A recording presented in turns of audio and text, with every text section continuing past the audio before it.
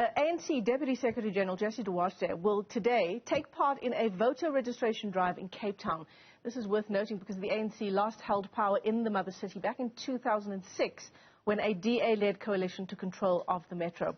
Political analyst at the Institute for Global Dialogue, Sanusha Naidu, joins us now for more on this story. Sanusha, I suppose, every election rolls around and the ANC says that this is going to be when they regain the Cape Metro. Is it looking even less possible this time round?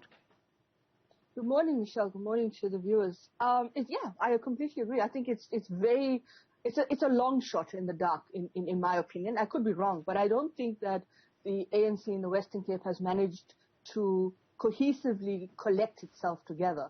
It's still very much in disarray, like in how it behaves at the national level and in other provincial structures and branches. In the Western Cape, it doesn't have that cohesiveness. And I think what is also interesting is that the first time around when the ANC could not register their candidates for in terms of the technical glitch with the IEC, in the Western Cape, they registered no PR candidates. That alone should tell you not necessarily the technical glitch, but just how complex this whole situation is in the Western Cape. There's no visible leader that you actually see bringing this party together at the branch level. You've got these internal dynamics. And of course, the DA is able to use the national profiling of the party and say how badly it governs, and use that as a basis to nip at its heels. Whether the ANC does the same thing is difficult to see because the ANC is so caught up in its own self-destruction.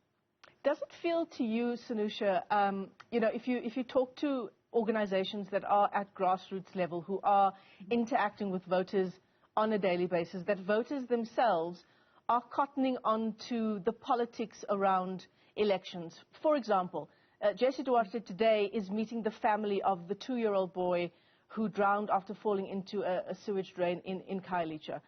Are voters now beginning to see these kinds of acts? And I'm not saying it's not a genuine act to go and sympathize with the family, but the timing is convenient.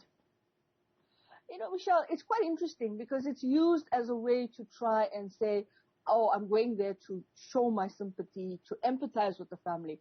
But the timing of it is very interesting. And I think you're right when you say communities not just have cottoned on. I think communities have become really, really astute in saying, well, you pop around when it's election time. This is an election opportunity for you. It's not necessarily whether you're going to, what are you going to do to fix the situation where no other child ends up in the similar plight and predicament and a family loses a loved one. And it's not just, this family in the Western Cape or families in the Western Cape that go through this because of bad infrastructure. And the ANC will hit back and say, well, we don't run this province or we don't run the metro. It's the DA.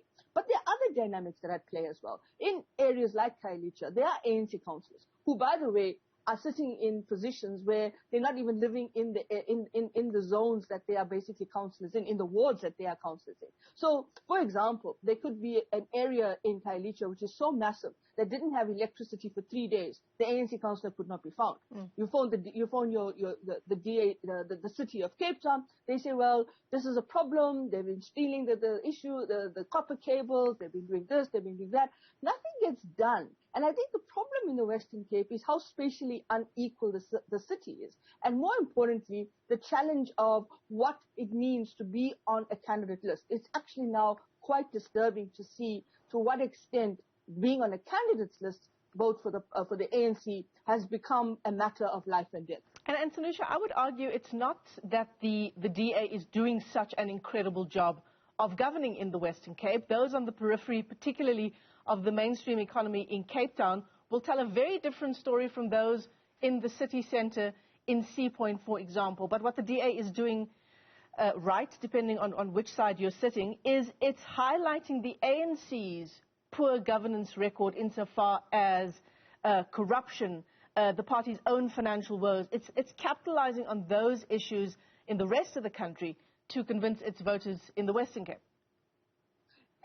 You're quite right. I think the lived experience in Cape Town is so fundamentally different to where people are located spatially, how close they are to the metro, questions of land invasion, questions of people that are still sitting on housing lists that haven't been resolved, whether or not there's enough land being made available to build new low-cost housing. There was a controversy around the city of Cape Town giving some kind of more durable tins for people to build informal settlements, the question of backyard dwellers, all of these things come to the fold. And you're right, I think it does come to that point. But I'll take you back to 2019, when you looked at the provincial results of the Western Cape. It was quite interesting that the Western Cape, in a sense, wanted to stick with the DA. The DA not really consolidated, but retained a level of its electoral footprint, because that tells you that people are comfortable, depending where you are in the city and in the province, with the DA, particularly in the metro. Once you move outside of the metro, you're going to start to see coalition issues start to emerge much more.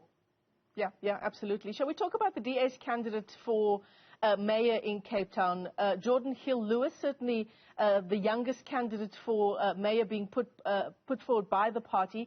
He's campaigning on a ticket around making it easier for people to do business in the city, cutting red tape, deregulation of businesses, etc., etc. What's his appeal, do you reckon, to areas like Mitchell's Plain, like Khayelitsha, like Gugulethu? I think for him, it's the idea that you don't have to be dependent on the state. You don't have to be dependent on the dynamics of the political party and what's happening in the political party. It's very much the idea that people need to have that entrepreneurial spirit, and how do you actually empower people is building on that entrepreneurial spirit. He argues that within his policy, there is that kind of effervescence of a pro-poor policy growth approach and so forth. But I think what's on paper is really interesting, and it does talk about how do you actually increase the level of economic activity within communities, which is quite important.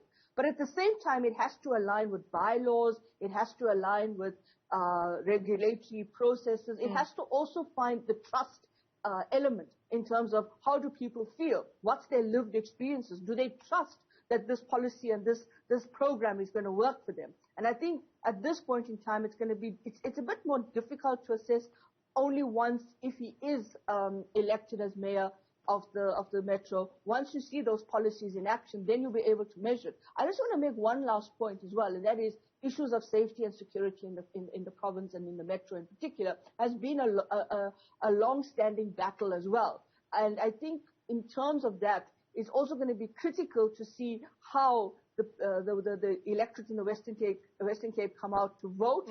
And also, when you mention Mr. Lewis, he's very young, quite right, and if you put him up with some of the more senior leaders of other political parties, for instance, the Good Party has decided that they're going to have some like Brett Herron, who has this experience. You're going to have interesting dynamics of how those issues around communities are going to play out in terms of the kind of race census issues that underpin our electoral footprint. Yeah.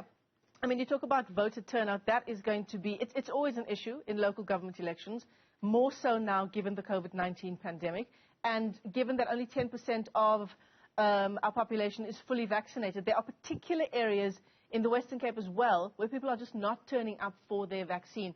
Is that going to have an impact on the DA and the ANC for that matter?